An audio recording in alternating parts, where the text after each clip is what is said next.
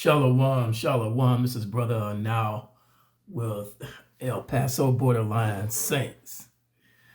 As always, before I get started, I want to give all praise and all honor unto Yahweh, Ba'ashem, Yahweh Shai, Ba'ashem, Rakach, Kodash. Also, I'd like to give double honors to the head apostles and elder bishops of Great Millstone, all right, who rule well and who teach well, all right. Because I just want to say I love what I'm hearing on everything that I'm hearing in the last month. So I want to, like I said, give blessings and safety to all sincere brethren. Keep believing and keep the faith, whether they hear or whether they forbear. I'll be taking my lesson this evening, and I think I'm going to get started at Deuteronomy, the 7th chapter and the 6th verse. All right, so we're going to go there just a little bit and listen. We're going to read where the Lord was speaking to Israel, all right, in Deuteronomy, the 7th chapter, okay, where the Lord was speaking to Israel and giving them some advice on how they ought to live and behave themselves, okay? So we're going to go there and we'll just speak there, and we'll stop when the Lord tells us to stop, and we'll go where the Lord tells us to go prayerfully. As always, I like to, like I say, pray to the Lord and ask for some guidance, because I don't always know what the Lord wants to say, but he knows what he wants to say. So we'll let him do the talking. All right. And it says in Deuteronomy, the 7th chapter and the 6th verse, it says, "For thou art a holy people unto the Lord thy God. The Lord thy God has chosen thee to be a special people unto himself above all people that are upon the face of the earth." All right. So the Lord said here, "For thou art a holy people." All right. And that he has chosen Israel to be a special people unto himself above all the people upon the face of the earth. So that's a great blessing that was given to Israel. All right, that the Lord chose them from the beginning of time. All right. So this foundation was set in the beginning of time for us, the Israelites. But not all the Israelites have listened and have paid attention. All right. Probably, I would say, 2/3 of Israelites has probably never read what I'm reading here. I would assume that to be the case. Okay. And that's sad, because it tells me that the world is not really pushing people to live holy and righteous. That's what it tells me. Because if they were listening, and they would be reading the Holy Scriptures and getting a full understanding of it, all right, they would apply their hearts to it. But that's not the case. We don't see where people are applying their hearts to living holy and righteous for the Lord, all right. But we're going to go ahead on and read here a little bit as the Lord sees fit, and let him speak to our hearts and minds and open our eyes so that we can serve him with a good conscience, all right, and so that we can find favor with the Lord, and that he would do good will toward his chosen people. And it reads, Deuteronomy 7:7, "The Lord did not set his love upon you, nor choose you, because you were more in number than any people, for you were the fewest of all people." For the Lord said you were the fewest. There weren't many of you. All right. So I didn't choose you because you were a great nation. You were so smart. You were so intelligent. You were so powerful. You were so rich. You weren't chosen for none of those reasons. You see, the Lord chose you because you're a few people. All right. So that he could work his miracles in the earth according to his will. All right. Because what's happened over time is truly his will happening. And if we read the whole Bible and get a good understanding of it, we'll see that everything that's being done is according to his will. And it goes on to say, but because the Lord loved you and because he would keep the oath which he had sworn unto your fathers, after the Lord brought you out with a mighty hand and redeemed you out of the house of bondage from the hand of Pharaoh, king of Egypt. Now therefore, that the Lord thy God, he is God, the faithful God, which keepeth covenant and mercy with them that love him and keep his commandments to 1,000 generations. See, so the Lord say, I'm going to keep my mercy for 1,000 generations. So the Lord purposed this to keep his mercy toward Israel for thousands and thousands and thousands of generations.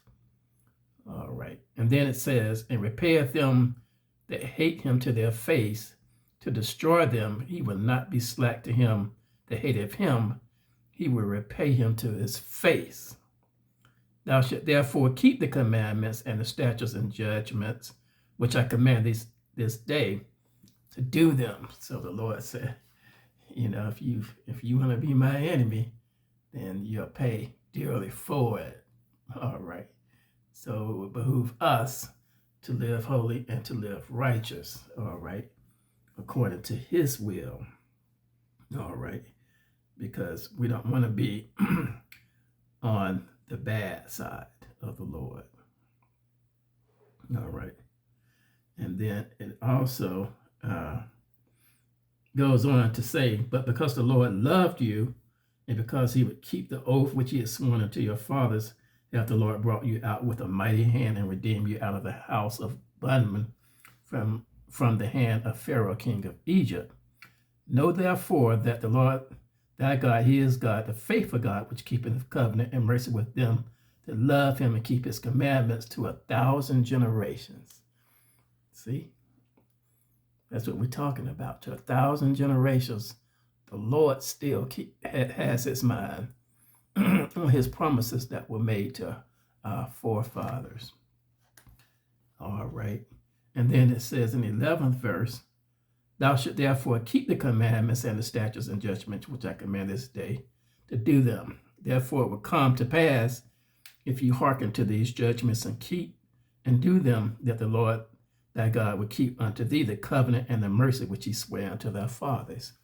So the Lord had sworn unto Israel that he would be their God and that he would fight for them. All right. And so if there was ever a time we need the Lord, we need him now. All right. Because we're living in a time in the last days where men are doing a little bit of anything and everything, and they've completely forgotten about the Lord. Okay. See, so we're living in perilous times. And we just had a blood moon here on the Sabbath. It's still going on this week where the Lord has shown us a sign of the end of times. Okay. So it behooves us to live holy for the Lord. And it says, and he will love thee and bless thee and multiply thee. He will also bless the fruit of thine womb and the fruit of thy land, thy corn and thy wine and thy oil, the increase of thine kind and the flock of thy sheep in the land which he sware unto thy fathers to give thee. Thou shalt be blessed above all people. Thou shalt not be male or female barren among you or among your cattle. You see. So the Lord is saying, I'm going to bless you. All right. If you do my commandments and keep my statutes, my judgments, my precepts, if you do those things, it'll be a blessing to you. All right. So that's what the Lord is saying there. And the Lord will take away from thee all sickness, and will put none of the evil diseases of Egypt, which thou knowest, upon thee, but will lay them upon all them that hate thee. And thou shalt consume all the people which the Lord thy God shall deliver thee. Then I shall have no pity upon them, neither shalt thou serve their gods, for that will be a snare unto thee. So the Lord said that it would be a snare unto us, you see, when we serve other gods. See, so we can't love the world. We have to love the Lord and follow his statutes and commandments. And it says, if thou shouldst say in thine heart, these nations are more than I, how can I dispose them? Thou shalt not be afraid of them, but shall well remember what the Lord thy God did unto Pharaoh and to all Egypt. You see. So the Lord is talking to Israel and speaking to them about generations, you see, because the Lord knows the future. All right. And he remembers the past. And it says, the great temptations which thine eyes saw, and the sign and wonders, and the mighty hand, and the stretched out arm, whereby the Lord thy God brought thee out, so shall the Lord thy God do unto all the people whom thou art afraid. You see. So the Lord said, you afraid of someone? Don't fear them, fear me. All right. Because the Lord is in control of the wicked. He controls their steps. Satan is one of the sons of God on the left side. And then you have Yahweh Shai, who's the son of God on the right side.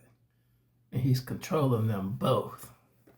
All right. So when we become aware of that, then that should open our eyes why we should serve the Lord, because he's in control of them.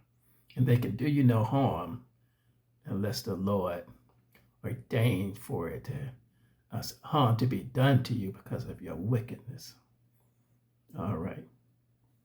And then it goes on to say, moreover, the Lord thy God will send the hornet among them until they that are left and hide themselves from thee be destroyed. See, the Lord say, I'll chase them off. See, the Lord will use whatever means necessary to chase your enemies off.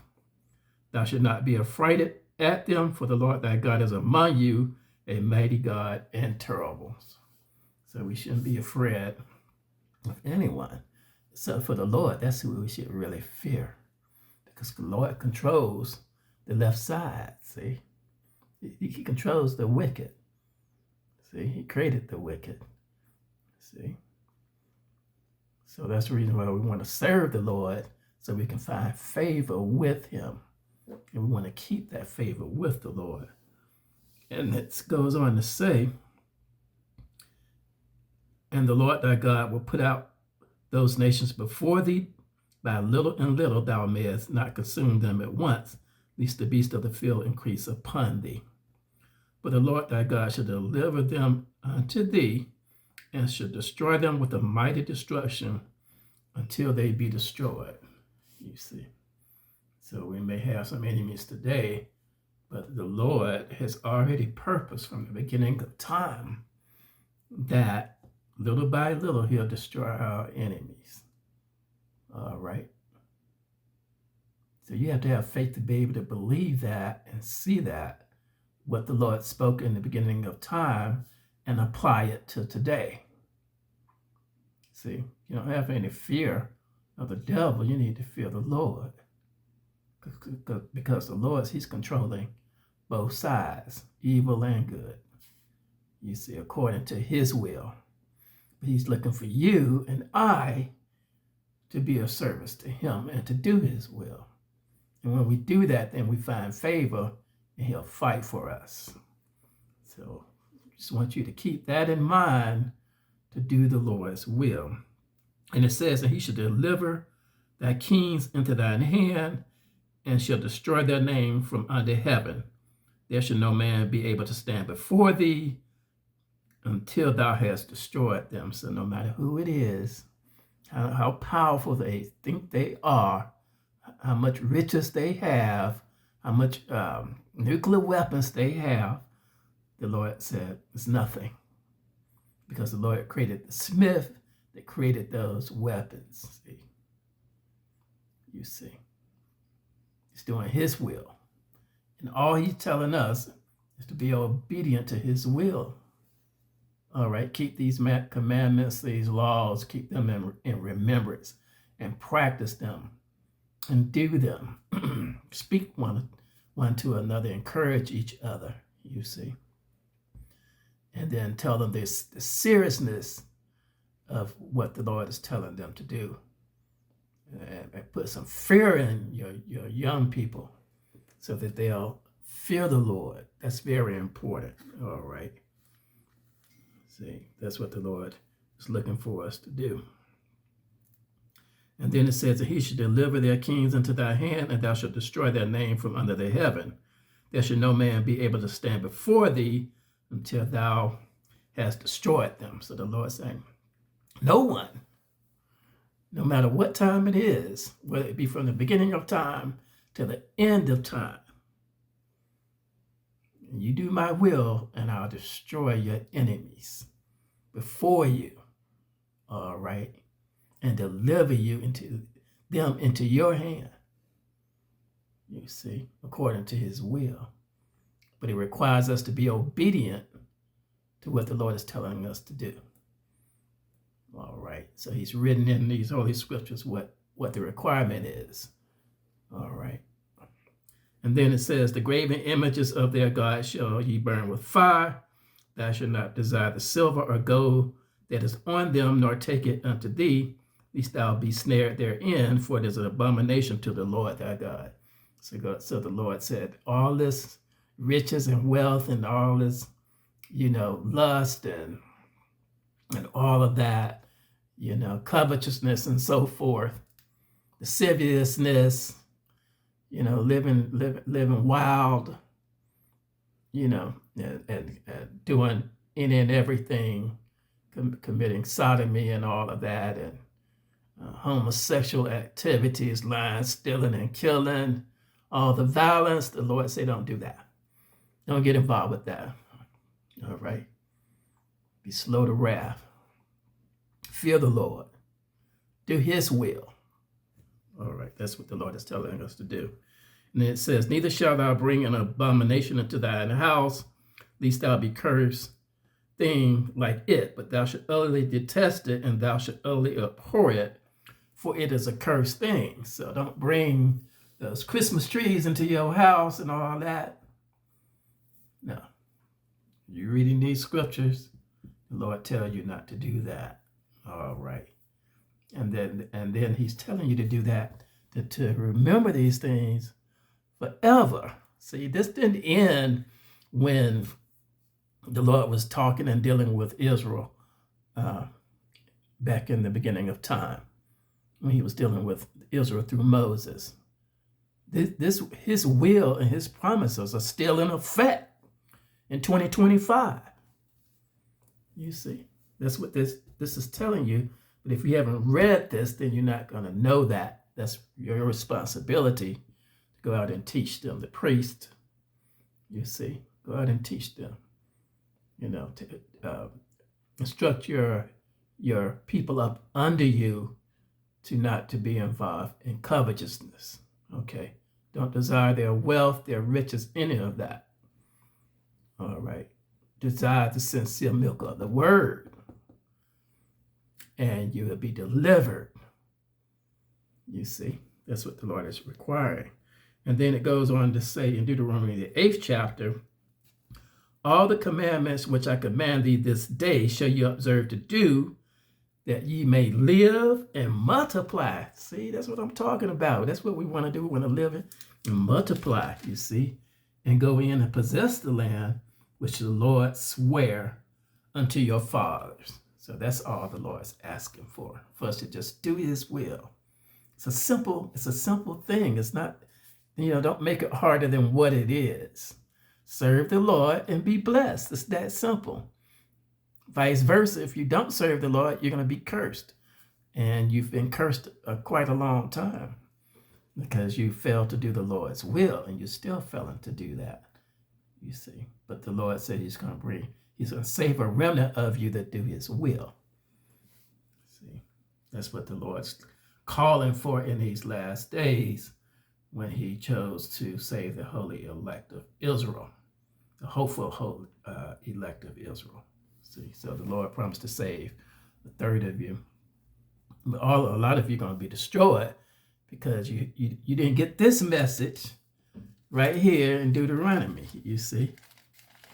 Somehow, maybe you've never heard this message. So you need to go back to the beginning of the Bible, the holy book, and read it. All right. And it'll be a blessing to you. Get a clear understanding of it. And may the Lord be with you forever. Always. All right. All right. So we're going to end our lesson there. Just wanted to be obedient to the Lord and bring this lesson out as he has instructed us to do. And hopefully those that hear on this lesson, that you'll keep it in remembrance and do the things that you've been instructed to do. All right. That's our job, to blow the horn and to warn you. All right. For things to come. All right. So if you keep listening, we'll be breaking down more things to come. We're going to prophesy to you. I can't get it all in one lesson, but you'll be getting more prophecy of things to come as well. But you stay holy, and you don't have anything to worry about if you do that. All right. And we're going to stop here and again give all praise and all honor and glory to Yahweh, Ba'ashem, Yahweh Shai, Ba'ashem, Kodash. All right, so be holy, and may the Lord be with you, is my prayer. Shalom.